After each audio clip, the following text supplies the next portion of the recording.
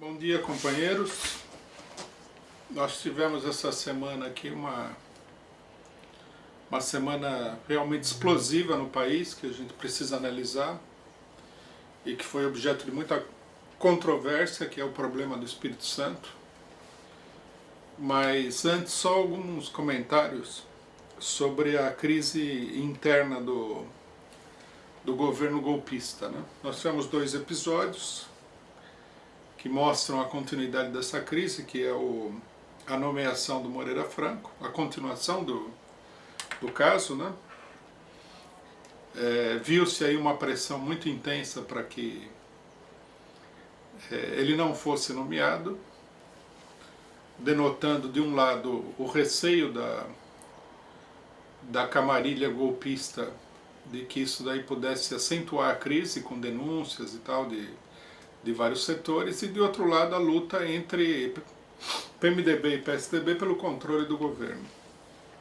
Depois nós tivemos aí o caso Alexandre de Moraes, que está sendo indicado ao STF, a protesto de pessoas que consideram que ele não é digno de entrar no STF, né, e levantam o currículo extraordinário do Alexandre de Moraes. Eu diria que é um erro de apreciação, que ele é totalmente digno de entrar no STF, porque esse STF, ele é uma verdadeira latrina política.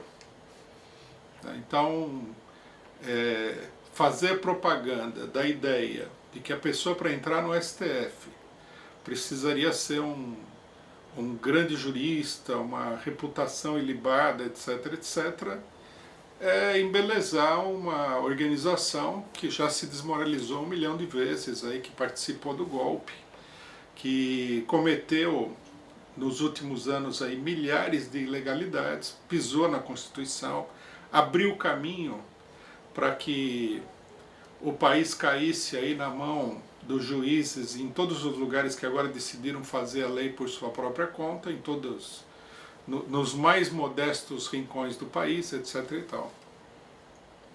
Então, nós temos que dizer com toda clareza que o Alexandre de Moraes, ele reflete não só o caráter da operação golpista, como ele reflete também o caráter do STF. Bom, ainda um comentário importante, né, sobre uma coisa que está para acontecer, provavelmente na semana que vem, que é o caso Lula. Vazaram aí nos jornais que tanto a Lava Jato como a operação publicitária da Rede Globo e de outros órgãos da imprensa estão preparando um ataque cerrado contra o Lula em função das delações, da revelação, né, das delações homologadas da Lava Jato. Ao que tudo indica, vem uma nova fase da campanha contra o PT, contra o governo que foi deposto pelos golpistas e contra o próprio ex-presidente Lula. Acho que nós podemos anotar aí que está agendado uma ofensiva geral. Possivelmente, com base nessa ofensiva, se coloque o problema, que é uma questão pendente da situação política nacional, da própria prisão do ex-presidente. As organizações de luta contra o golpe deveriam já se preparar, né? Como nós já dissemos inúmeras vezes em momentos anteriores, toda vez que existe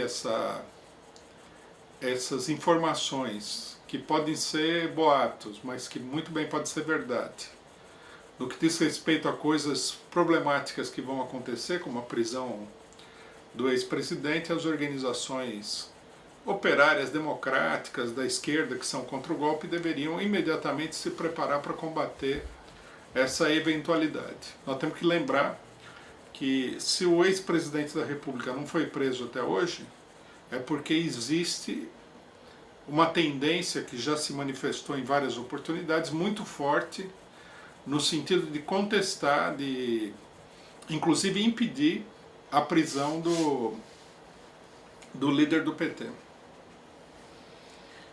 Só um detalhezinho que mostra que isso muito bem pode ser fato, é que o Sérgio Moro negou o pedido dos advogados do Lula no sentido de que ele pudesse não depor e participar da missa de 7º dia da mulher.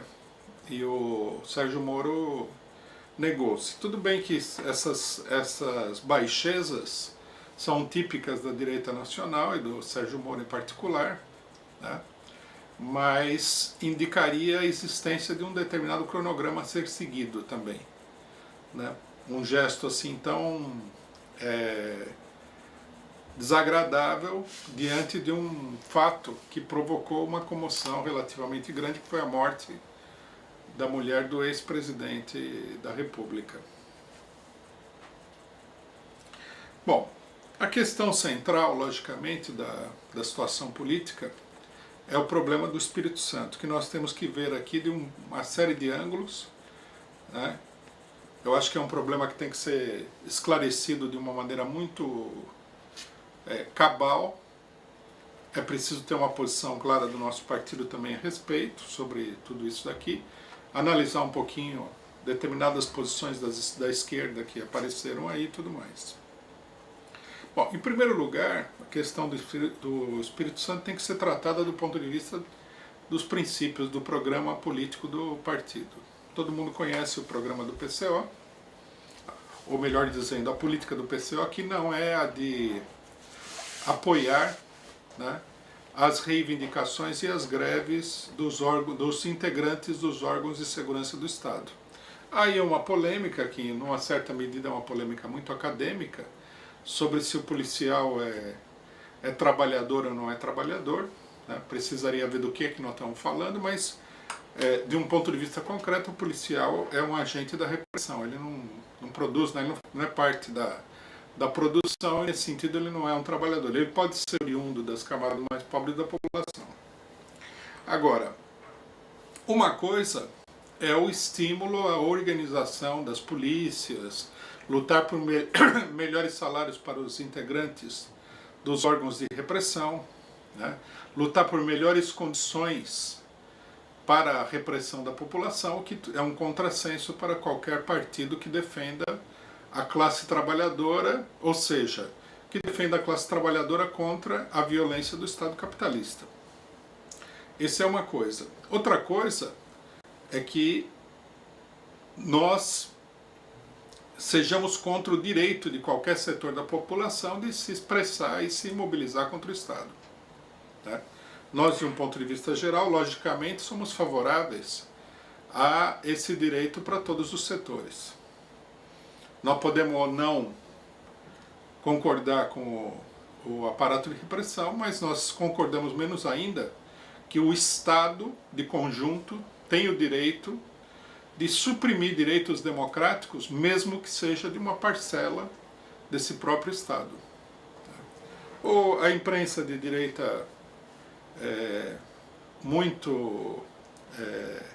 de uma maneira muito malandra, destacou que a Constituição prevê que os militares, né, os policiais militares são parte das forças militares, coisa que eles normalmente ocultam quando se trata da repressão e da atividade policial normal, né? Ninguém fala que o país ele é controlado por uma força militar que está todos os dias na rua. Mas quando essa força militar ela se rebela contra o Estado, aí eles se lembram que é uma força militar e que não pode fazer nenhum tipo de manifestação, de greve, não tem direito à sindicalização. Alguns mais audaciosos, direitistas mais audaciosos, chegaram a falar que a defesa do Estado Democrático de Direito consiste em que seja respeitado o princípio da não participação política e sindical dos militares. Então, nós temos que desmascarar isso e nós temos que dizer o seguinte: na realidade, esse princípio constitucional é um princípio totalmente antidemocrático, né? Tanto os soldados como qualquer outro segmento da população tem que ter o direito de participação política e sindical que esses policiais e militares, de um ponto de vista geral, têm muito reduzidos, né, inclusive os bombeiros, que são parte da polícia militar, e o direito de sindicalização, obviamente. Isso aqui não tem nada a ver com a função específica que eles realizam, mas tem a ver com o fato de que, para você impor, através de determinados instrumentos, como a polícia militar, uma ditadura contra toda a população, em primeiro lugar, é preciso impor dentro da própria corporação que exerce essa ditadura, que é o instrumento dessa ditadura, uma ditadura para os integrantes dessa corporação. Então eles não podem ter direito a nada.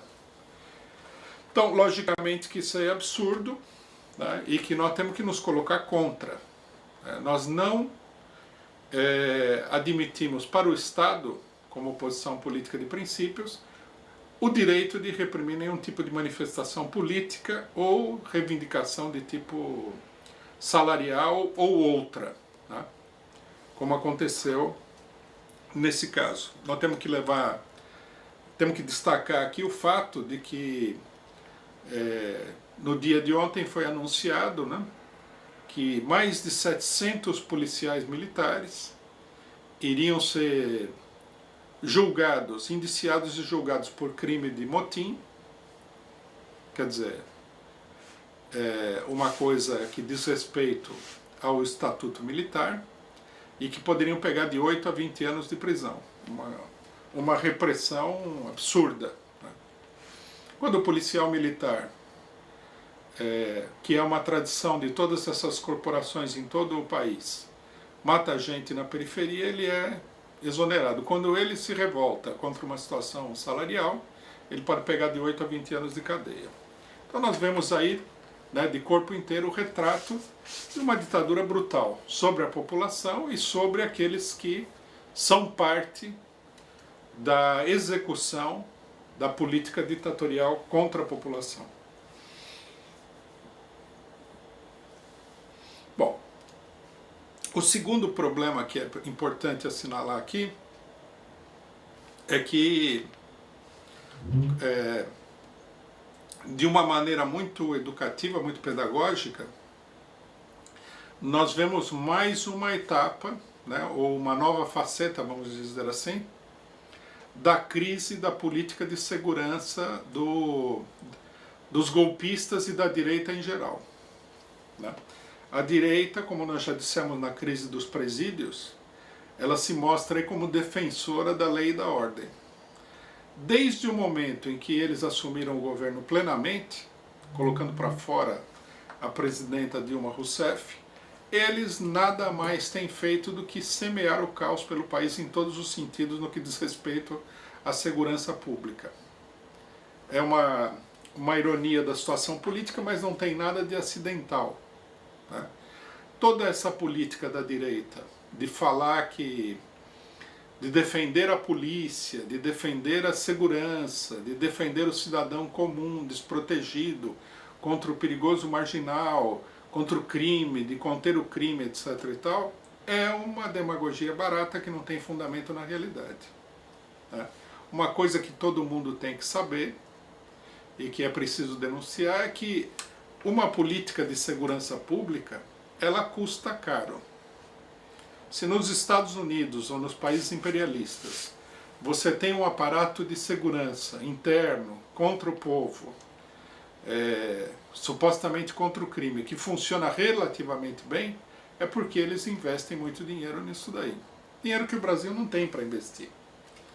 É um desperdício de dinheiro gigantesco. No caso brasileiro também nós temos uma situação que é a de que a situação social cria uma tendência ainda maior à criminalidade, ao descontrole dentro da população no que diz respeito a uma série de aspectos legais, né? Então, à medida que isso cresce, que a situação se aprofunda, para que a política da direita, de dura repressão ao crime, né, a ideia de que os criminosos são maus, né? E a maldade parece aumentar todos os dias. E isso precisa ser duramente reprimido. Para que todo esse programa ele seja uma realidade, seria necessário investir muito dinheiro. Nós vimos o caso dos presídios, né? Que escapou totalmente de controle do governo federal e dos governos estaduais.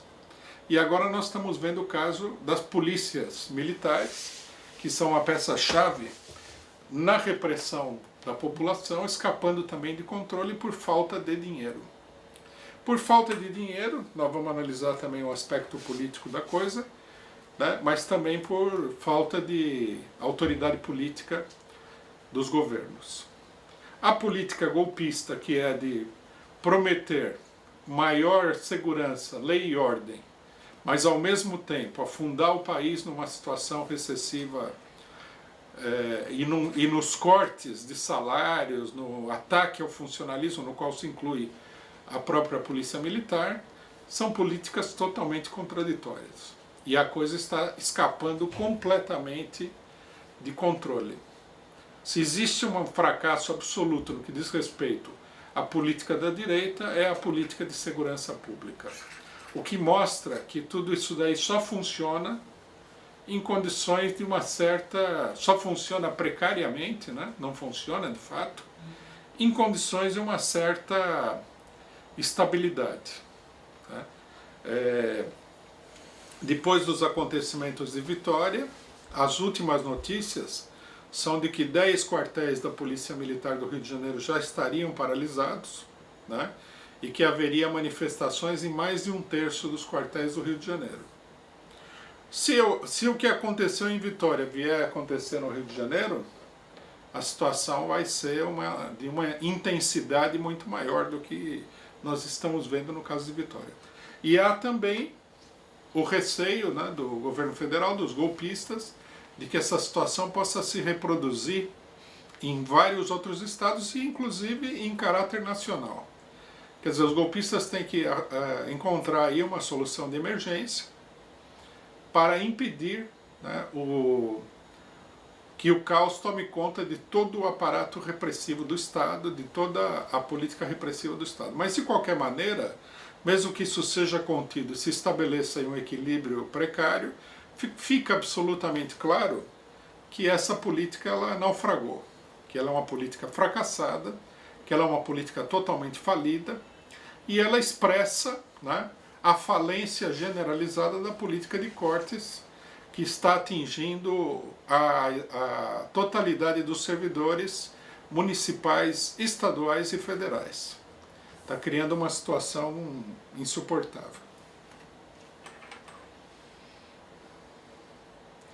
Bom, um terceiro aspecto que é fundamental nessa questão do Espírito Santo é justamente a intervenção das Forças Armadas na crise. Uma coisa que todo mundo já deve ter percebido, que está ficando cada vez mais generalizado, é o fato de que há uma crise, chame o Exército.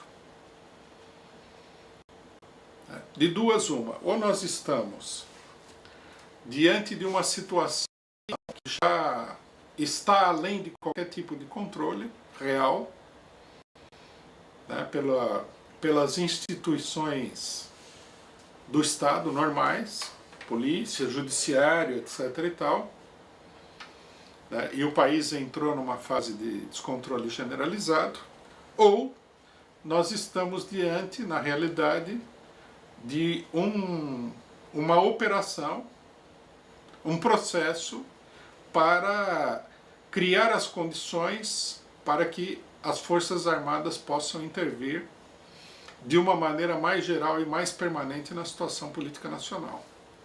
Evidentemente que nós temos essa segunda possibilidade, né? O que está acontecendo é essa segunda opção. As Forças Armadas estão utilizando, o governo e as Forças Armadas estão utilizando os acontecimentos nas penitenciárias, em Vitória, etc. e tal, como uma maneira de intervir e de se organizar para intervir diante do descontrole total da situação. Bom, a questão mais importante que está relacionada com essa última aqui é o significado geral da crise, né? Nós estamos vendo agora porque é que alguns 2, 3 meses atrás surgiram várias colocações dentro das próprias Forças Armadas de que se houvesse uma crise generalizada seria necessário intervir. Nós estamos vendo as tendências fortíssimas à crise generalizada. Um primeiro mito que a gente precisa desfazer, que a imprensa montou, é o seguinte: como a polícia militar saiu das ruas, os criminosos tomaram conta das ruas. Isso não é exato. Logicamente que houve a ação de criminosos, digamos assim, né, de um ponto de vista geral, gangues, etc. Criminosos, vamos dizer assim, profissionais, mas o fato é que a polícia militar ela mantém uma situação de profunda compressão social. Quer dizer, o país é uma panela de pressão. A hora que você destapa a panela de pressão, a coisa mostra, a hora que você impede que a panela de pressão dê vazão a essa pressão, a coisa apresenta uma clara tendência à explosão. Todos os acontecimentos que nós temos vistos, eles são acontecimentos de caráter explosivo. Penitenciárias, a questão do Espírito Santo, o que está acontecendo no Rio de Janeiro. Quer dizer, nós não temos aí um movimento organizado de luta contra o regime golpista, contra as reformas, ou, digamos assim, não temos um movimento organizado que tenha se generalizado, que tenha abarcado as amplas massas populares. No entanto, os efeitos dessa política, eles estão se fazendo sentir nos setores mais desorganizados da população. Com a política dos golpistas sendo colocada em funcionamento, de cortes em tudo quanto é tipo de garantia social, logicamente que a pressão vai se deslocar fortemente para a base da pirâmide social, ou seja, os setores mais pobres e mais desorganizados da população e da classe trabalhadora.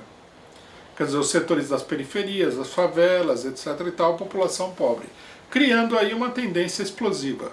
Se essa tendência explosiva se manifesta através de movimentos organizados ou de saques e outro tipo de movimento desorganizado, isso é na realidade até certo ponto indiferente para o diagnóstico da situação.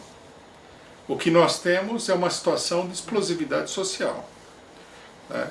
Em períodos anteriores, a política recessiva de desemprego, de crise, etc. e tal, ela foi freada nem tanto pelos movimentos organizados, isso inclusive não é a forma mais tradicional com que essa política é freada, mas ela é freada por manifestações de explosividade social em vários centros urbanos importantes. O caso do Espírito Santo é um alerta importantíssimo da situação de explosividade social. Se essa situação, né, que é impulsionada pela pobreza, pelo desemprego, pelo corte nos gastos sociais, os ataques generalizados à população, a repressão, né, não é por acaso que aqui nós temos o envolvimento da polícia militar. Se tudo isso daí atingir os grandes centros como São Paulo, Rio de Janeiro, Belo Horizonte, a política do governo golpista se transformará numa política totalmente inviável e terá que ser mudada de maneira imediata, né? Provavelmente a própria burguesia já vê isso daí como um problema. Curiosamente, hoje nos jornais estavam comemorando aí a previsão de que a economia brasileira pode crescer em 2017 0,8%. Quer dizer, com uma comemoração dessa daí, né, quem que precisa ficar pessimista? Não há necessidade. Se o otimismo é 0,8%, o pessimismo é até desnecessário. Logicamente que o país está em uma política de retração econômica muito grande, e queiram ou não os golpistas, essa política de retração é o que está na base da explosividade social. O Brasil é um país com um acúmulo de perdas por parte do povo e da população nas últimas 3 décadas gigantesco. Então cada novo ataque faz com que a população se afunde ainda mais. E o desemprego acrescenta nessa mistura altamente explosiva que nós temos, podendo levar o país a uma convulsão social generalizada. Esse é um dos dados mais significativos. Isso explica, em grande medida, o porquê as Forças Armadas estão sendo chamadas a intervir. Não é tanto a gravidade da situação em tela, nesse momento aqui, mas é a gravidade potencial da situação política que nós estamos vivendo. Quer dizer, a burguesia, de um ponto de vista geral, e o governo golpista e as Forças Armadas em particular, temem que, pela falta de autoridade política do governo, que não tem uma base social estável, não tem apoio dos sindicatos, não tem apoio da maioria das organizações populares, não tem apoio nenhum, na realidade, significativo de massas da população pobre. Ele venha com essa política econômica, com essa crise que se generalizou, ele vem a perder totalmente o controle da situação, o que colocará em pauta uma intervenção generalizada das Forças Armadas. É preciso ficar de olho nisso daí, tá? A crise do governo é muito grande, apesar também das avaliações extremamente otimistas da imprensa golpista. A crise continua sendo grande, há muitos problemas a serem enfrentados e tudo mais. Um detalhezinho importante é o seguinte, para que as pessoas não se confundam, né? A ausência da polícia militar nas ruas causa, como nós vimos no Espírito Santo, uma comoção social muito grande, uma verdadeira convulsão social, como aconteceu no Espírito Santo e em várias cidades. Então muita gente pode pensar assim, você tira o gato e os ratos fazem a festa, você tira a repressão e os criminosos fazem a festa. Não. O que acontece é que a população está profundamente revoltada, está pressionada pela situação, esmagada pela situação, e quando você tira a repressão, que mantém aquela população esmagada, logicamente que a coisa toda tende a explodir, tá? Em vários setores sociais. Se a coisa continuar assim, da maneira como está indo, né, uma mobilização generalizada da população mais pobre, mais desorganizada, é inevitável. Quer dizer, não se trata simplesmente de um problema de criminosos ou coisa que o valha. Bom, um detalhe, né, sobre a posição geral da esquerda brasileira em relação ao problema do Espírito Santo.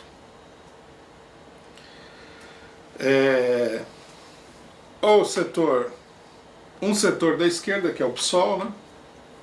Eu não vi as colocações do PT, mas o PSOL se pronunciou declarando que isso daí é o efeito do corte de gastos, logicamente, que é isso mesmo, né? É um dos fatores do corte de gastos, e que a polícia é mal paga e sem estrutura, e por isso acontece esse tipo de coisa, que era preciso ter um diálogo, etc. e tal. O que chama atenção na colocação do PSOL, que tirou uma nota oficial, é que o PSOL não pede, não condena a presença das Forças Armadas na rua, né? Independentemente do que diga a Constituição, que diz que a Constituição de 88, como nós já falamos, a chamada Constituição Cidadã, ela legalizou de uma maneira um tanto ambígua a intervenção das Forças Armadas na situação política. Quer dizer, ela legalizou uma espécie de estado de sítio permanente no país, ao arbítrio do presidente da República. Por isso que nós estamos assistindo toda essa intervenção militar em vários lugares. Agora, tendo a Constituição autorizado ou não, a posição democrática é ser contra a intervenção das Forças Armadas em problemas da sociedade, né? Logicamente que nós temos uma experiência importante, que foi o golpe militar de 64, e todo mundo sabe o que são as Forças Armadas na rua. O próprio Espírito Santo, onde as Forças Armadas tiveram uma intervenção por um breve período e se formou um acordo, um jovem foi morto com um tiro de fuzil na cabeça e não tinha nada com o peixe. Quer dizer, as Forças Armadas, elas são uma força poderosa de intervenção, não é para ser... Não, é uma repressão extremamente dura contra a população civil e, logicamente, acarreta o perigo de que o Estado seja dominado pela intervenção das Forças Armadas. À medida que as autoridades civis, golpistas, não consigam controlar a situação e as Forças Armadas sejam chamadas a controlar a situação, o eixo de poder se desloca, logicamente, para as Forças Armadas. Outros setores ficaram discutindo a validade ou não da greve da PM, né? Se deve ser apoiada pelo movimento operário ou não, o que é uma coisa totalmente sem sentido, né? Uma vez que existe uma luta generalizada contra os cortes e tudo mais. E também que se você se colocar contra, né, o direito dos PMs de realizarem greve, você acaba ficando do lado das Forças Armadas e do governo golpista. Quer dizer, você se coloca ao lado do Estado capitalista de conjunto contra uma fração rebelada desse mesmo Estado capitalista. Bom, nesse marco, que é um marco onde a situação se exprime de uma maneira relativamente grave, é preciso chamar a atenção para a segunda intervenção judiciária contra os sindicatos, né? A diretoria do Sindicato de Servidores de Florianópolis, em Santa Catarina, recebeu uma ordem de prisão emitida por uma juíza por fazer greve. Quer dizer, os golpistas e o judiciário, que está agora totalmente controlado pelo arbítrio da direita, ele está se lançando numa política de impedir qualquer tipo de manifestação contra o governo golpista. Isso é uma coisa que nós já tínhamos assinalado, né? Que é que, à medida que você destitui um governo eleito, põe um cafajeste como Michel Temer à cabeça de um governo golpista, que o governo começa a colocar em prática uma política que é praticamente o oposto da política que foi votada pela população, em que essa campanha é feita com base na moralidade pública e o país está dominado por uma gangue de corruptos da pior espécie, em que você, no governo do PT, o PT não podia fazer nada, e agora no governo golpista tudo é possível, que a Lava Jato se manifesta como uma farsa. Já há toda uma mobilização aí no sentido de deixar claro que isso daí vai ser... A Lava Jato vai servir para aquilo que ela deveria servir mesmo, que era efetuar o golpe de Estado e aniquilar aí o PT, se eles conseguirem aniquilar o PT.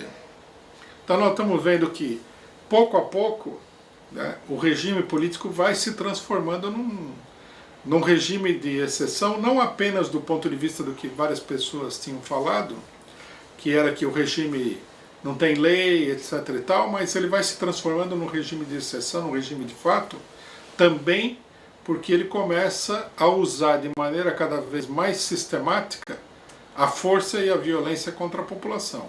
Exército, proibição das greves, censura, etc. e tal, né? A gente vê o governo municipal do PSDB em São Paulo, que agora deu para perseguir os pichadores, né? A última do governo, que mostra assim, o nível de repressão da coisa, é que você, para comprar uma lata de tinta, aerosol, numa loja de tinta, você vai ter que apresentar documentos, vai ter que deixar o seu nome lá para saberem quem são as perigosas pessoas que compram tinta no Brasil, né? Como se você estivesse comprando plutônio para fazer uma bomba atômica ou explosivos ou coisa que o valha. Então nós vemos que a tendência repressiva é muito forte e efetivamente o que se contrapõe à consolidação dessa tendência repressiva não tem sido nenhum movimento organizado, que se mostraram muito fracos em deter tudo porque não tem nenhuma diretriz clara, mas é a tendência à explosão da população, que é uma coisa muito mais inconsciente, muito mais desorganizada, né, e que precisaria se dar um direcionamento, a qual precisaria se dar um direcionamento. Nós temos aí uma situação que já aconteceu em outras oportunidades no Brasil, que é que o movimento de baixo, dos setores mais oprimidos da população, desorganiza completamente a ofensiva reacionária da burguesia através do Estado, né? A posição das organizações operárias de luta contra o golpe deve ser a de estimular esse movimento, de apoiar esse movimento, de denunciar todas as tentativas de repressão, de organizar esse movimento e dar uma diretriz clara. No que diz respeito ao problema da diretriz, nós continuamos na mesma situação que nós temos debatido nas últimas análises que nós temos feito aqui, né? Vamos bater numa mesma tecla que é muito importante. É preciso organizar todas as reivindicações parciais, a revolta popular, as tendências ao confronto com os golpistas, por um motivo ou pelo outro, de trás da luta contra o golpe, né? Não se desviar e não pedir a derrubada do ministro A ou B do governo golpista, porque é um governo golpista, denunciar todas as maracutaias que ele fizer, logicamente. O caso do Moreira Franco é assintoso e é escandaloso, tem que ser denunciado. Agora, colocar como palavra de ordem que o Moreira Franco tem que sair, né, já é um recuo. Antes era o Temer, não era nem o aparato golpista no seu conjunto. Agora já é o ministro do Temer, daqui a pouco vai ser o administrador do Palácio do Planalto que vão pedir para sair. É absurdo. É preciso direcionar a luta contra o golpe de Estado, né?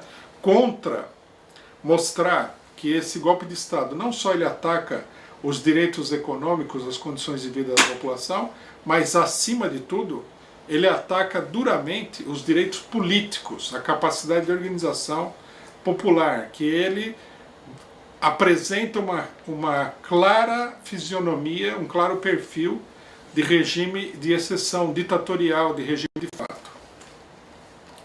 Esse tem que ser o centro da luta. Nesse momento aqui, né, nós temos levantado a reivindicação de anulação do impeachment, né, que é uma reivindicação que tem o mérito, né, de concentrar a luta contra o golpe, porque o golpe teve como episódio fundamental a derrubada da presidenta da República. É até estranho que a gente tenha que explicar isso, né, porque é um senso comum que o golpe de Estado normalmente consiste na derrubada do governo por meios violentos, ilícitos, ou seja o que for.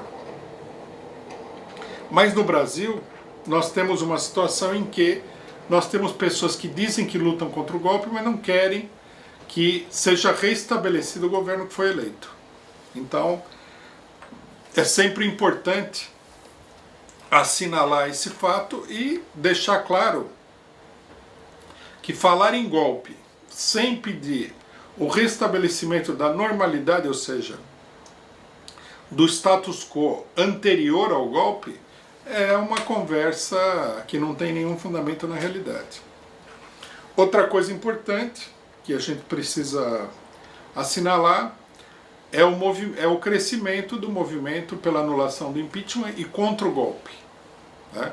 Tem sido formados vários comitês, têm sido feitas reuniões, há material sendo distribuído, então nós insistimos, com todos os companheiros que estão acompanhando essa nossa análise, de investir o seu tempo na luta pela formação de comitês contra o golpe, tendo como programa a anulação do impeachment, a luta contra o estabelecimento do estado de exceção, do estado de fato, a luta contra todos os golpistas, não contra esse ou aquele golpista em particular, contra todos os seus programas, né, no sentido da criação de um movimento de massas que derrube, né, a ofensiva golpista e restabeleça a normalidade política relativa que havia antes da derrubada da Presidenta da República.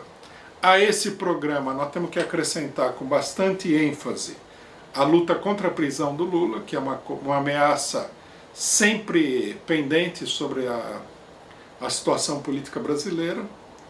O movimento operário, o movimento sindical não pode permitir isso daí, né? Principalmente no momento em que toda a farsa da Lava Jato está vindo à tona, que há um impasse generalizado aí na questão da Lava Jato, em que a manipulação de todos esses processos é absolutamente evidente. Isso aí não pode ser permitido, e os movimentos, os militantes, a esquerda, os movimentos populares e sindicais têm que estar preparados para sair à rua, no caso da tentativa de prisão do ex-presidente da República, e inclusive impedir que ele seja preso pela força. Bom, vamos ao debate, companheiros? Então vou começar com uma pergunta relacionada à crise no Espírito Santo e o problema da PM. Primeiro, uma pergunta que se repetiu e um debate que foi feito no chat sobre a nossa posição com relação à greve da PM. Então, começa assim: a posição diante da greve da PM não está clara. Aí a pessoa comenta para ver se é isso mesmo, né? Seria não ficar contra a greve, denunciando as contradições que ela expõe, mas também não apoiá-la materialmente e politicamente? E aí eu já vou emendar com outra pergunta, que é sobre como que a esquerda poderia penetrar nos setores policiais e em seus movimentos reivindicatórios, se é possível uma coalizão, e a pergunta sobre a nossa posição, a posição do partido sobre o porte de armas para a população. Aí depois eu volto com mais perguntas. Bom, se não está clara a nossa posição sobre a greve da PM, vamos esclarecer.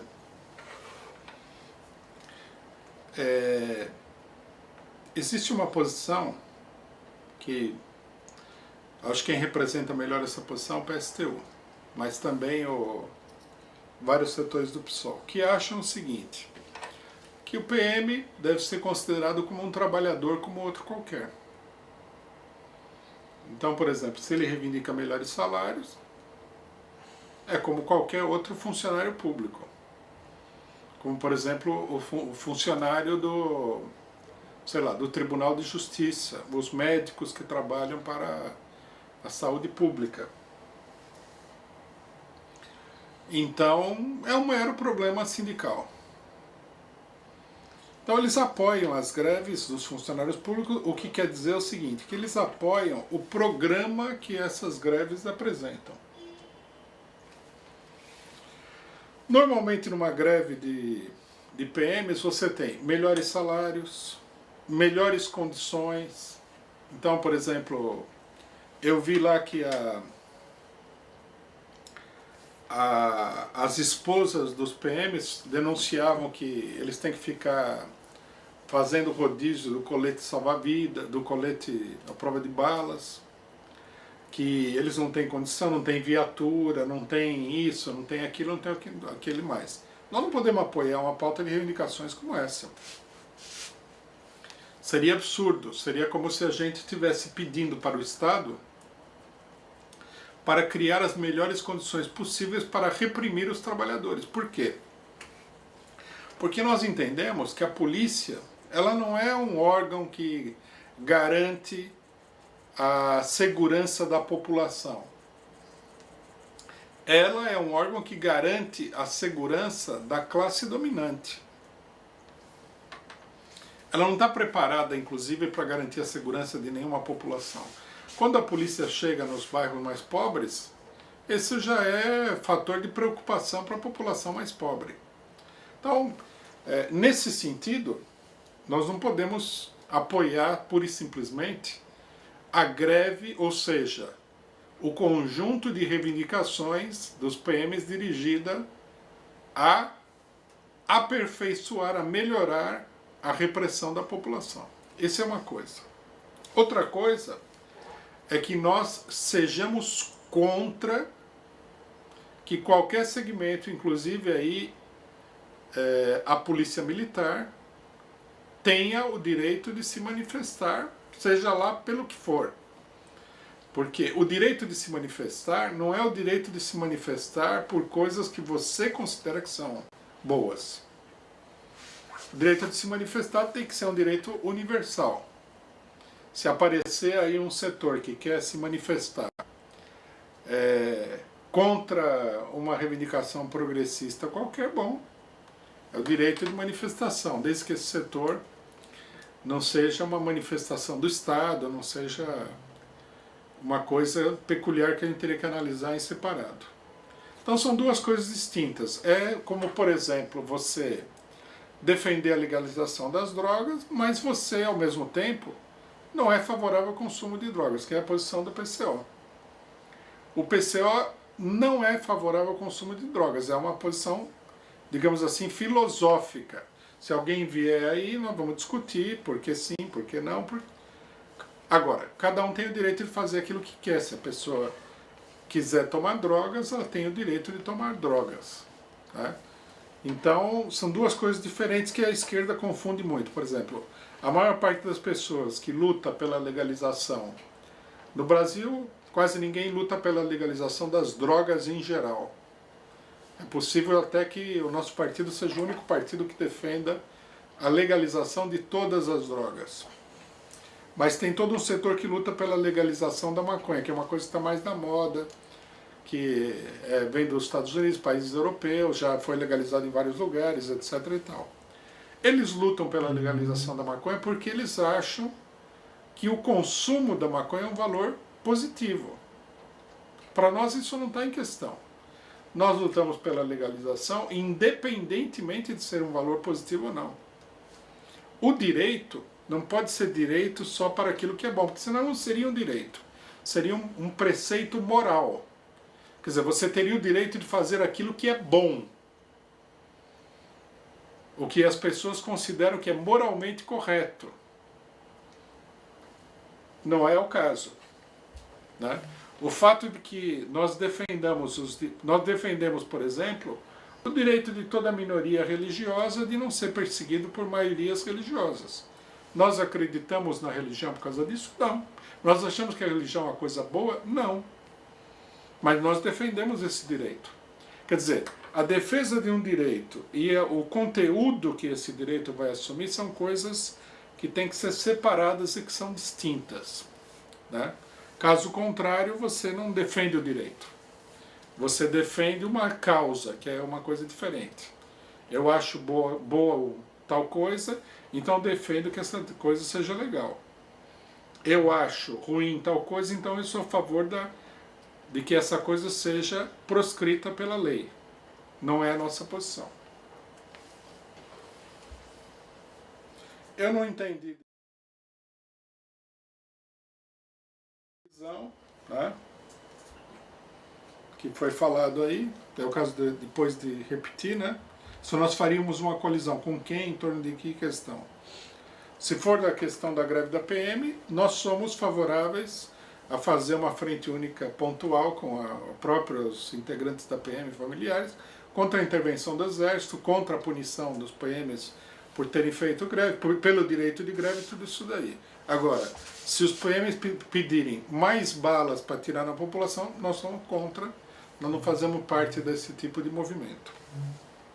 Sobre o porte de arma, lógico, não só nós somos favoráveis ao porte de arma para a população, como nós temos defendido insistentemente, sistematicamente, o armamento da população. O caso do Espírito Santo é um outro debate, né, que poderia ser feito, até vale a pena fazer, mostra a precariedade da segurança pública oferecida pela PM. Quer dizer, a coisa é um barril de pólvora. Nós somos favoráveis a uma política totalmente distinta de segurança pública. Primeiro tem que ver a situação do país.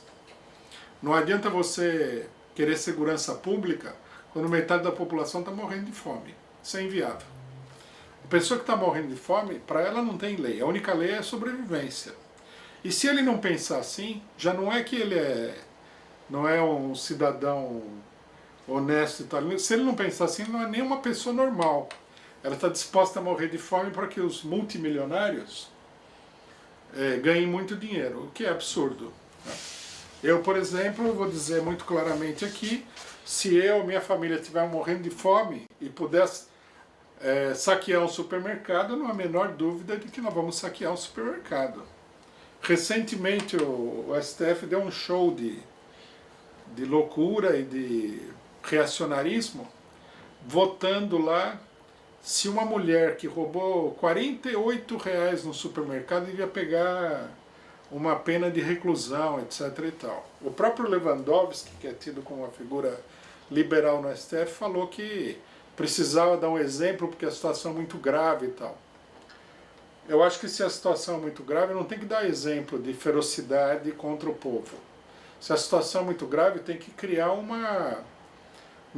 no mínimo, criar mecanismos de assistência social, né? Isso aqui é uma coisa tradicional. O povo está desempregado, sem perspectiva, né? Os especuladores ganhando rios de dinheiro, uma fatia da classe média aí ganhando algum dinheiro, e a maior parte da população está numa situação extremamente delicada. Essa aqui é a grande realidade. E o governo atacando essa parte da população. Então, uma política que tem a ver com a segurança pública deveria, em primeiro lugar, levar em consideração isso, e, em segundo lugar, colocar a segurança pública nas mãos da própria população. A segurança pública que dizem aí, que o PSOL defende, que outros partidos de esquerda defendem, é uma feroz repressão contra o povo pobre do país. Nesse ponto aqui, voltando no problema do porte de arma, nós temos aqui uma posição clara. População desarmada é uma população escrava. A esquerda, as pessoas que são de esquerda não devem ir na conversa dos liberais, que não são verdadeiramente, não é uma esquerda revolucionária, que falam que todo mundo tem que ser desarmado, que a defesa de que a pessoa tenha armas é uma defesa da violência, etc. e tal. Não tem nada a ver. O mundo é violento e as pessoas têm o direito de se defender, né? Aproveito para denunciar o fato de que a direita brasileira, que tanto fala nisso daí, não tem peito para defender o armamento da população de maneira irrestrita, né? Eu gostaria de ver esse fato, essa política sendo implementada pela extrema-direita. Na hora H, a extrema-direita não é a favor do armamento do povo de jeito nenhum. É tudo demagogia. Eu vou fazer um bloco maior de perguntas, e a gente tem pergunta aqui na plateia também, então a gente também já vai fazer tudo junto. Bom, a primeira é estão pedindo para comentar a posição do PSTU em relação à paralisação da PM no Espírito Santo. A segunda pergunta é: em que medida tal greve, a greve da polícia, pode ter sido articulada ou ser uma jogada dos golpistas para colocar o exército nas ruas? Qual a relação disso com o golpe de Estado?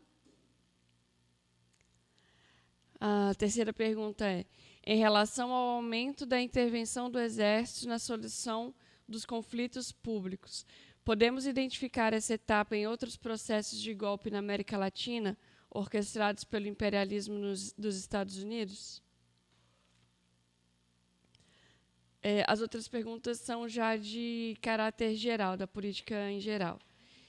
Por exemplo, por que o golpista FHC testemunhou na defesa do Lula numa ação feita pelos golpistas, inclusive que a imprensa está explorando muito isso daí, tem gente da esquerda pequeno-burguesa já falando que o FHC está a favor do Lula, que o golpe é fachada, esse tipo de coisa.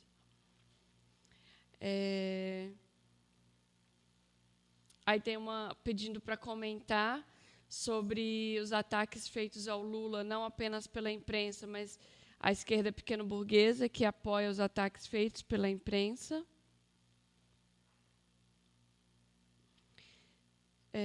E aí tem um comentário, né, junto com uma pergunta. Não seria o caso da esquerda se organizar e adquirir meios de comunicação, no caso de rádio e mesmo TV, para dar voz aos setores desorganizados e estimular a organização de base a partir da comunicação? E aí tem duas perguntas sobre a situação internacional. Vou fazer tudo de uma vez e a gente já faz do companheiro para facilitar a nossa transmissão. Internacional, então. Acredita que o Trump é menos prejudicial ao Brasil do que a Hillary devido às forças que realizaram o golpe?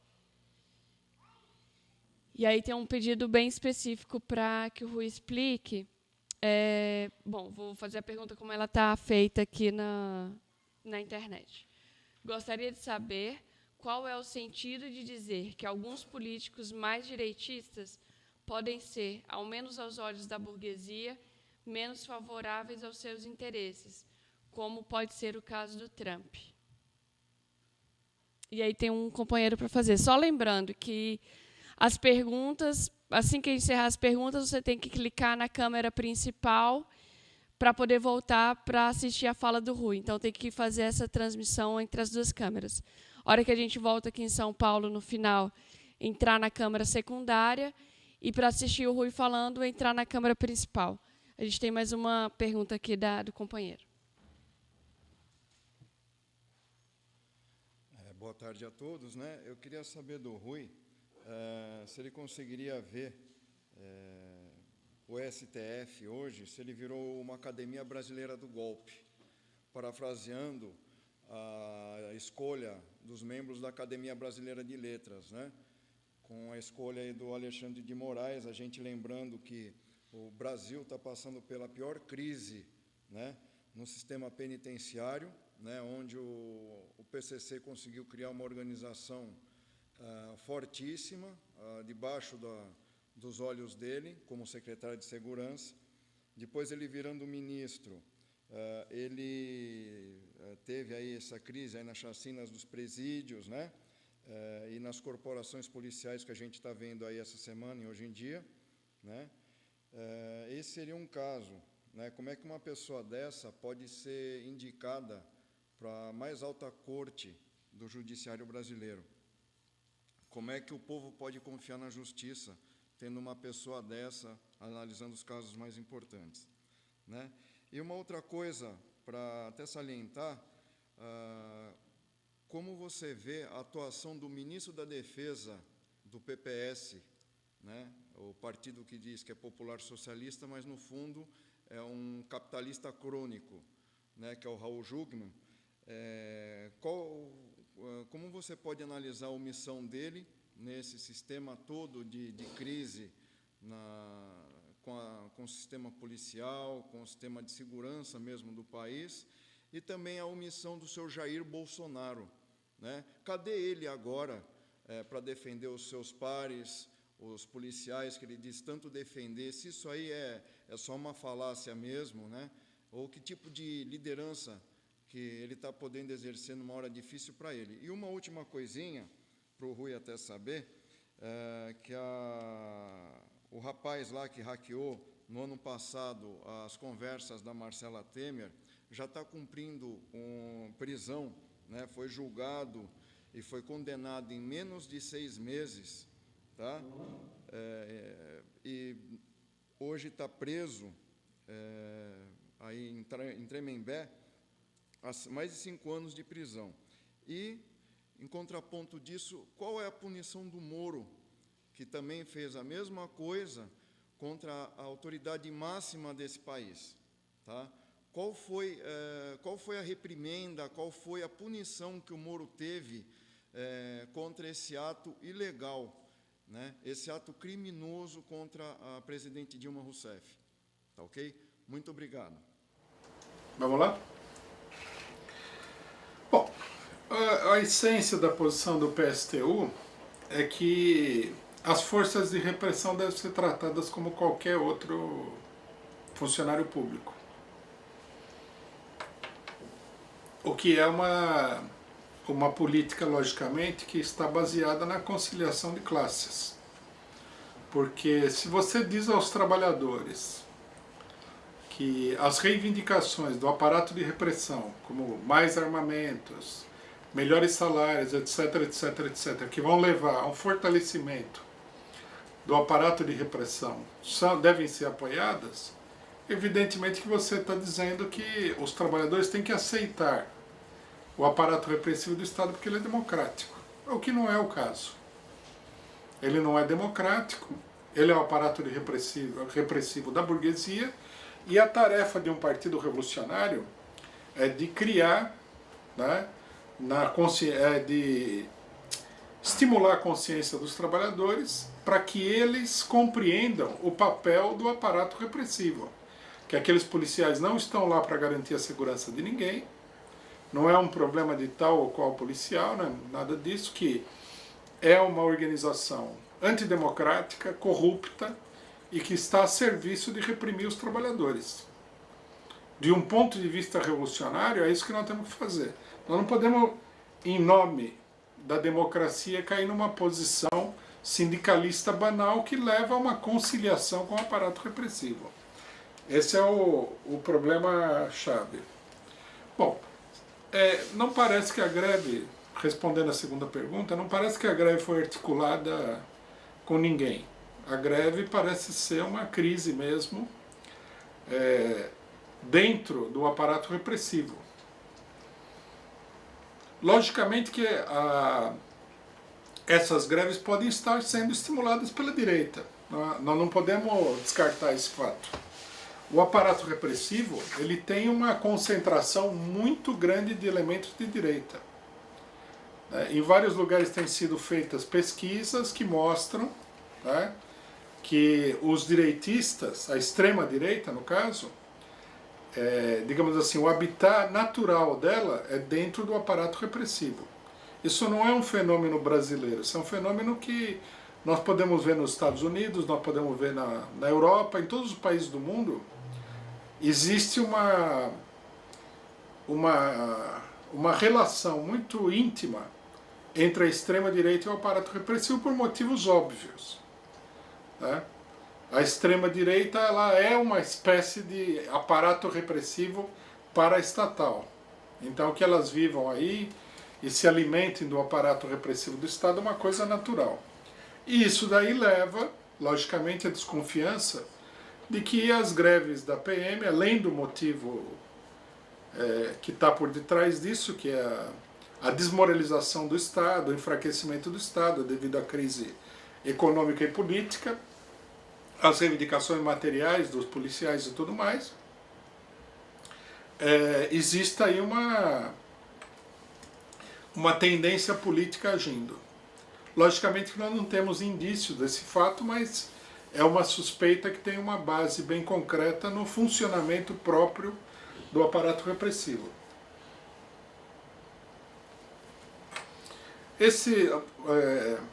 Com relação à questão do Exército, de um modo geral, né, nos golpes de Estado, né, que como nós explicamos já várias vezes aqui, não existe golpe de Estado sem forças militares, de fato, né, no mínimo tem que haver uma concordância dessas forças militares. Elas têm que, no mínimo do mínimo do mínimo, elas deveriam dizer que elas vão se manter neutras. Mas no caso do Brasil ficou evidente que os comandos militares apoiaram o golpe de Estado, né? Como a situação ela é uma situação incerta, o regime é um regime político que está na corda bamba. Os desmandos são cada vez maiores. O presidente da República não foi eleito por ninguém, teve eleição recentemente. Há uma oposição muito grande, né? O partido que foi tirado do governo ganhou as eleições, quer dizer que tem uma base social importante. A esquerda brasileira e a oposição à direita é muito grande. Nessas condições, logicamente que as Forças Armadas elas estão preparadíssimas para intervir. É só não ver isso daí quem não quer ver. E toda essa movimentação das tropas, ela visa a criar condições cada vez melhores para intervir. O governo federal poderia ter mandado todo o contingente da Força de Segurança Nacional, que não é exército, né, que é uma força policial que foi criada no governo Lula por pressão da direita, para o Espírito Santo, mas eles fizeram questão de chamar o exército, sabendo do risco que isso daí implica de colocar o exército na rua. Por sorte deles, o exército matou pouco, porque isso aí poderia ter terminado numa chacina. Mas é evidente que eles estão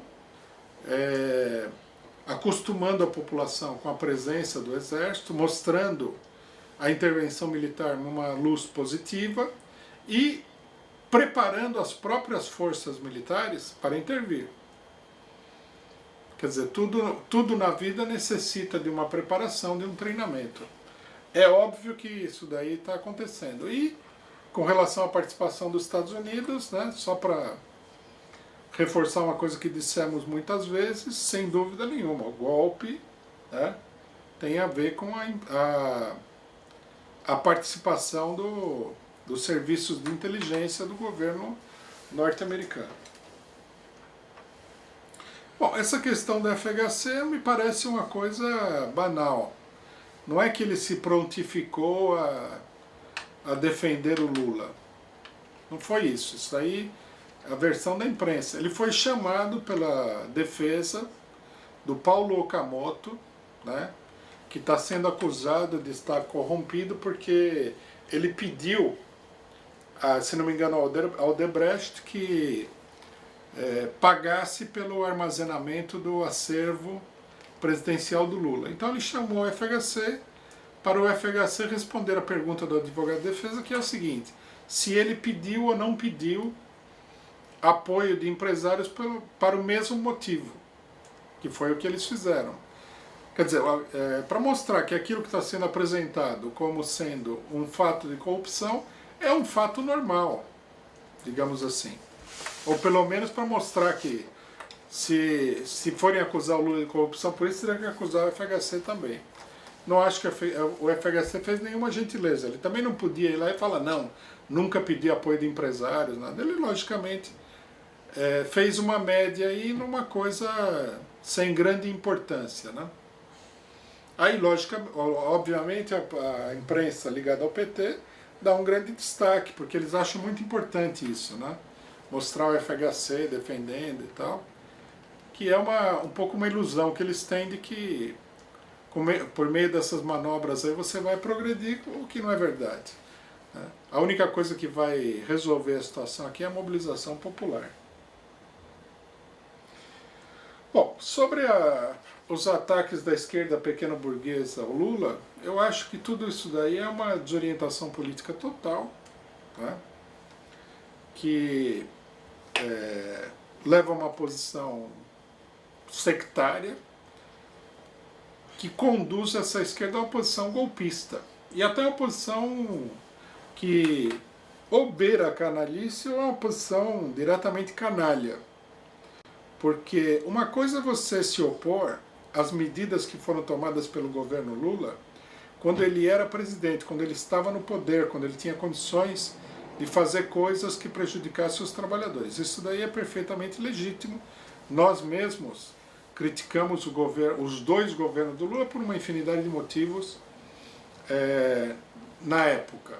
Outra coisa é você, com base no fato de que há críticas de determinados setores a como o Lula se conduziu no governo, não se colocar na defesa dele diante de um ataque da direita e do imperialismo. É passar para o lado do imperialismo. E, logicamente, que há uma marcação muito grande da esquerda. Tudo que acontece em relação ao Lula é assim, o Lula faz uma declaração, então... o Lula abraçou lá o Temer, que foi lá no hospital mostrar aquela solidariedade hipócrita. Então o Lula já está no bolso do Temer. O Estado de São Paulo falou que o Temer disse que precisa de uma reunião de todos os ex-presidentes, papapá. Então Lula já está numa política de conciliação. Agora o FHC foi lá e depois, como testemunha de defesa, no caso do Paulo Okamoto e do Lula. Então o Lula já está aí com o FHC.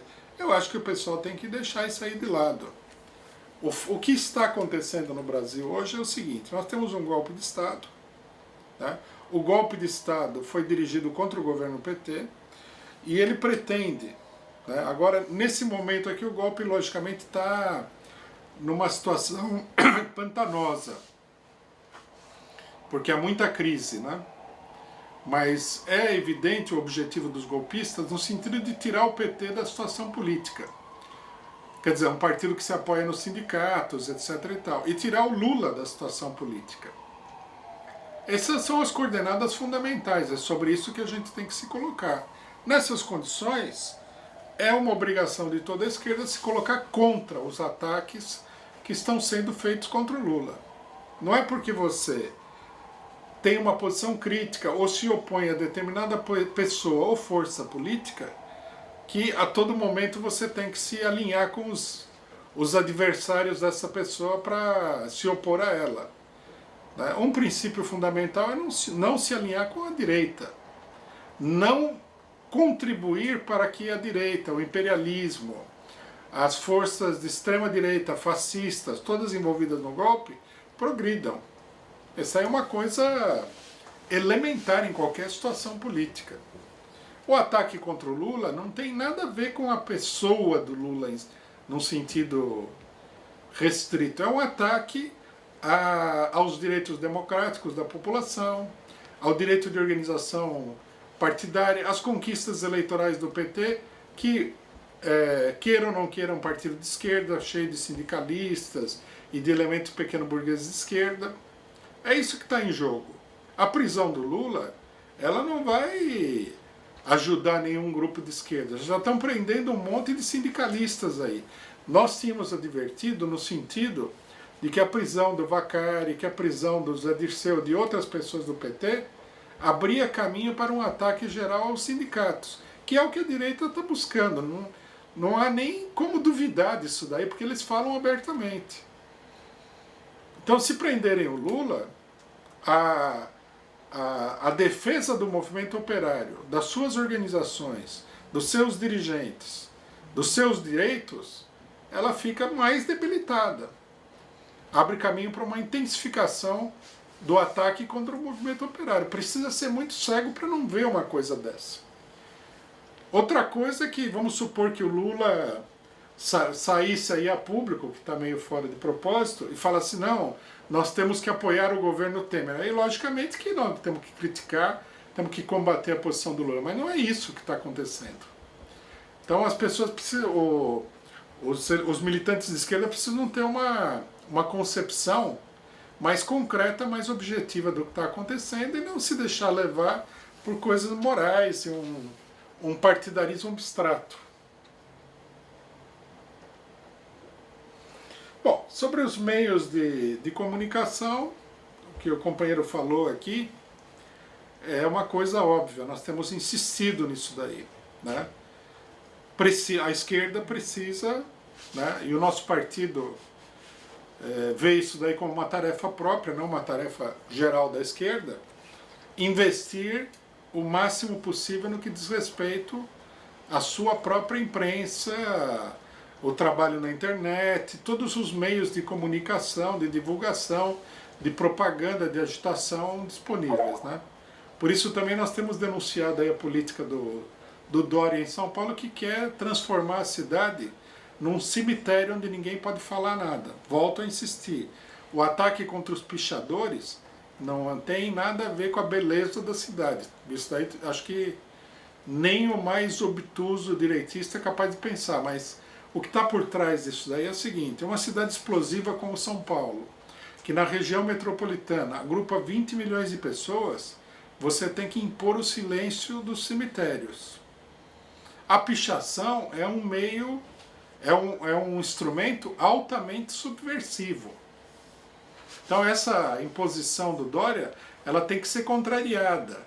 O ideal seria que a cidade tivesse cartazes pregados em tudo quanto é parede, pichação em todos os lugares. O povo precisa ter acesso à informação, à denúncia. Então, quer dizer, o problema da comunicação é um problema vital, é um problema de vida ou morte para o movimento operário, para os movimentos populares, para as causas democráticas e populares e tudo mais.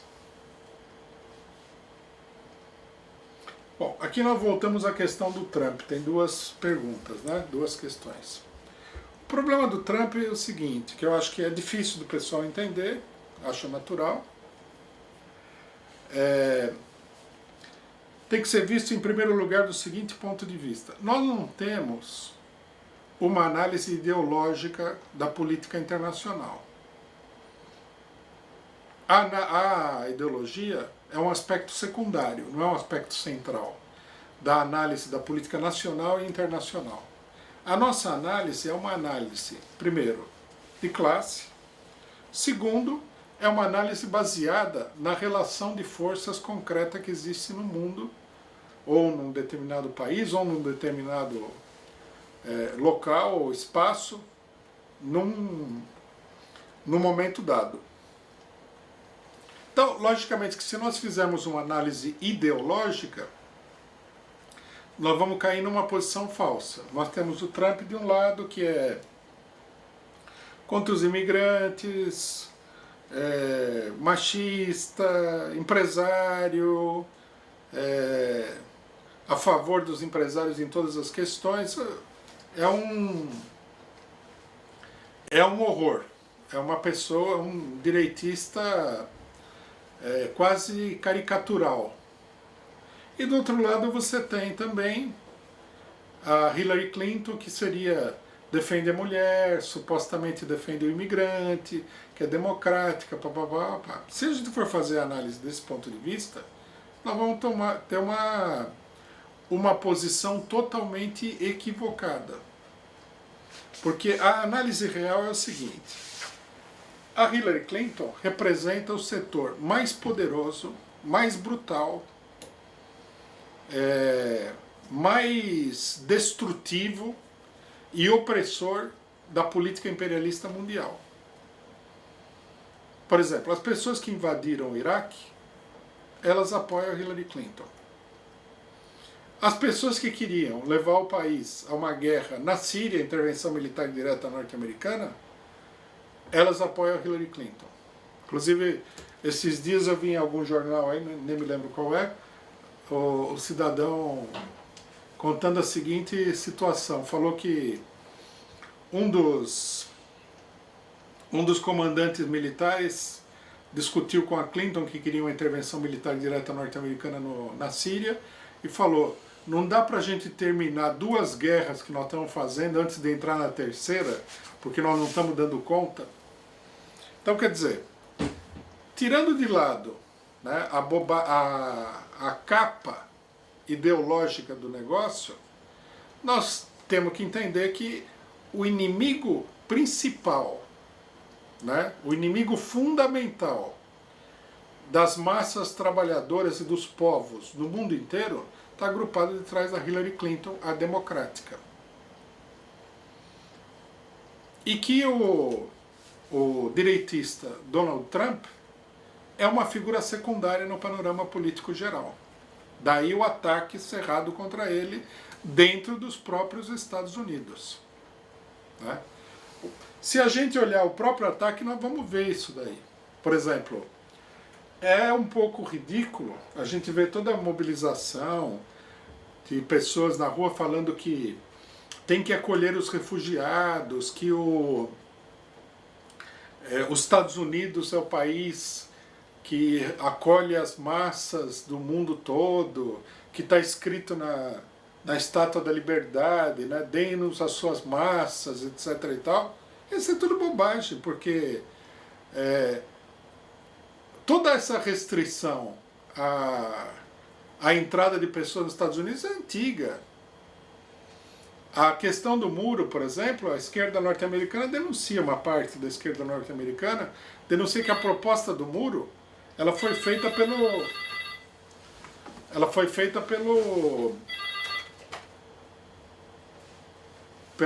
Bill Clinton. Então, quer dizer, não tem nada a ver isso daí. Esse é o problema. Nós não defendemos o Trump, nem achamos que o Trump seja melhor do que a Hillary Clinton, ou pior. É um problema de análise política concreta. Isso significa o seguinte, que o escolhido da burguesia mundial era Hillary Clinton. Há um grupo que tem toda uma política mundial que se organiza em torno dela, né? E que esse grupo foi derrotado nas eleições pela crise interna norte-americana. E foi derrotado por um elemento de direita, não por um elemento de esquerda. Porque a esquerda também fracassou totalmente. Não soube enfrentar Hillary Clinton, não soube se opor a ela. Então, essa que é a nossa avaliação. A eleição do Trump, numa grande medida, é uma crise, acentua a crise do imperialismo. Não é que ele seja bom. Simplesmente que a política que ele defende, que também é uma política de direita, também é uma política ruim, não é a política central dos setores mais poderosos da burguesia imperialista norte-americana e mundial. Esse é o problema-chave, né? E essa é a análise que nós temos que fazer para que nós não tenhamos uma política ingênua, ou seja, o Trump é mau e a Clinton seria melhor. Não, não tem melhor aí.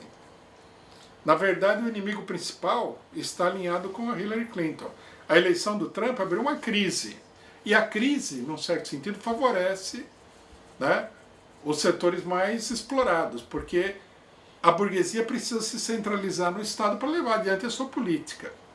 Logicamente que esses setores da burguesia norte-americana vão procurar levar adiante a sua política mesmo com o governo do Trump. Vão procurar colocar o Trump a serviço dessa política. Agora, uma coisa é você ganhar o governo, ter os instrumentos para governar, levar adiante a política com facilidade, e outra coisa é tentar uma improvisação para colocar tudo em ordem. É a mesma coisa que o Brexit, que era a política da direita. Ganhou o Brexit, colocou a situação da União Europeia e tudo mais numa crise monumental. O que nós estamos assistindo aqui é uma crise, e é isso que nós estamos destacando, né? Aí a pergunta sobre qual é o sentido de dizer que políticos direitistas podem ser menos favoráveis, não é um problema de sentido, é um problema de realidade. Eles são menos favoráveis. Por exemplo, a burguesia brasileira não quer o Bolsonaro como presidente agora. No futuro pode ser? No futuro pode ser. Por isso nós temos que ver cada político, cada eleição, cada governo, do ponto de vista do alinhamento de forças. Por exemplo, vamos pegar o caso do Lula. Lula concorreu em 89 à presidência da República. A burguesia não queria ele. Se ele fosse eleito, o governo dele teria um caráter bastante crítico para o regime político burguês no Brasil, para a dominação política da burguesia. Tá? Em 94 a mesma coisa, em 98 a mesma coisa. Quando ele foi eleito em 2002, já não teve esse significado. Por esse motivo, o PCO apoiou Lula em 89, apoiou Lula em 94, 98, mas não apoiou Lula em 2002. Porque não se trata do Lula, se trata da luta de classes, da relação entre as classes sociais. Por exemplo, se o Lula se lançasse candidato a presidente hoje, a gente teria que ver a candidatura dele sob uma nova luz. Não é a mesma coisa de 2002. Não é a mesma coisa de 2006 também. O PT foi derrubado do governo, etc. e tal. Política é uma coisa dinâmica. E nós temos que ver como as peças se encaixam no desenvolvimento dinâmico da situação. O que hoje pode parecer negativo, amanhã pode ser positivo. O próprio Trump é uma incógnita até agora. Ninguém sabe o que esse governo vai ser. O que a gente sabe é que esses interesses poderosos aí estão buscando uma via para derrubar o cidadão. Até o momento é isso que aparece. Há toda uma campanha pelo impeachment, há muitas acusações, etc. e tal. E nós temos que entender qual é o significado dessa mobilização para derrubar o Trump. Não é um movimento popular que vai derrubar ele. São interesses, são os chamados falcões, né? É a ala mais tradicional do Partido Republicano, os Bush. É todo um aparato direitista importante. Se eles derrubarem o Trump e conseguirem operar isso daí com tranquilidade, estabilizar o regime e tudo mais, isso vai fortalecer o imperialismo. Quer dizer, é um problema de como as classes sociais se posicionam concretamente diante de cada acontecimento.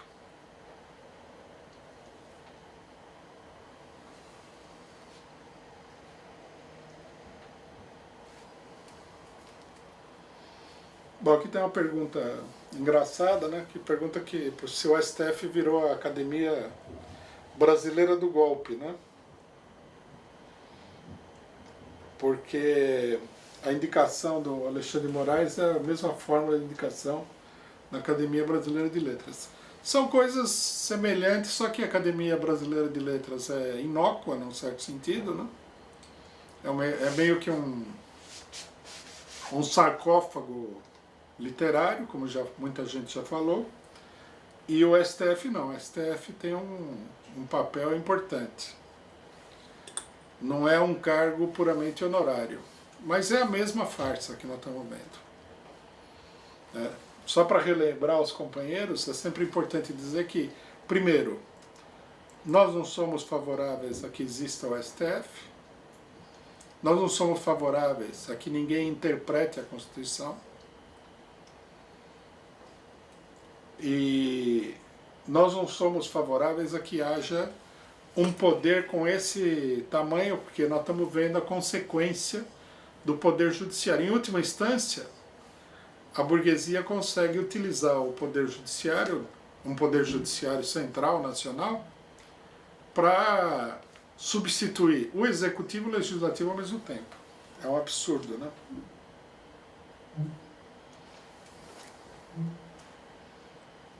Bom, sobre o Raul Jungmann, do PPS, ele é um homem do PSDB, né?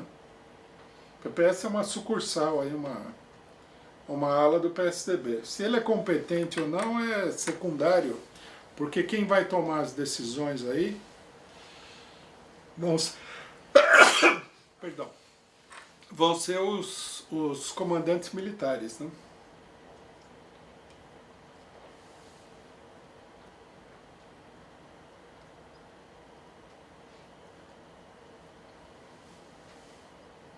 Bom, aí eu tenho um desabafo, né? Tem uma pergunta, né? Falando do caso da Marcela Temer e tudo mais, e da diferença de tratamento. A diferença de tratamento, nós já tivemos a oportunidade de discutir isso, infelizmente não dá para explicar de novo, porque é uma coisa que sempre mereceria uma explicação nova e até mais profunda. No Brasil não existe Estado de Direito. Isso está sendo provado pelo Judiciário. O juiz senta lá e manda prender a direção de um sindicato toda. A lei permite que ele faça isso? Não. A lei não permite que ele faça isso daí. A lei permite que ele multe o sindicato, coisa que o valha. Se o Lula é escolhido como ministro, qualquer juizeco de primeira instância, como foi dito já na época, pode barrar a indicação dele. E finalmente ele foi barrado. Se o Moreira Franco é indicado nas mesmas condições, tudo muda. Aí tudo vai depender da explicação e não da lei. É que tal coisa é assim, tal coisa é assado, no Lula não sei o que, no Moreira Franco não sei o que lá, papapá. Não vigora a lei. nem num sentido remoto, figurado, etc. e tal.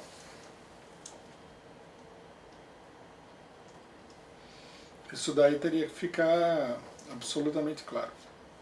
Bom, devolvemos aí a transmissão para os companheiros em São Paulo. Lembrando que hoje, às 19 horas, tem o Usuela, que é o programa de cultura da nossa TV, aqui no YouTube, e que vai ter uma entrevista com um companheiro de uma escola de samba daqui de São Paulo, em cima da hora, e é uma introdução aí para a nossa programação de carnaval, que o Partido da Causa Operária vai ter uma atividade intensa. Eu vou chamar o Juliano, que é quem vai fazer o convite, as observações sobre a nossa programação do carnaval. Obrigada a você pela audiência.